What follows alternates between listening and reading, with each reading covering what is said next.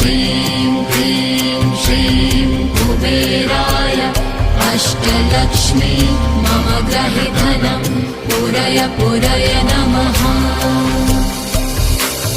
ॐ ह्रीं श्रीं क्लीं श्रीं कुबेराय अष्टलक्ष्मी मम गृहे धनं पूरय पूरय नमः। ॐ ह्रीं श्रीं क्लीं श्रीं कुबेराय अष्टलक्ष्मी मम गृहे धनं पूरय पूरय नमः।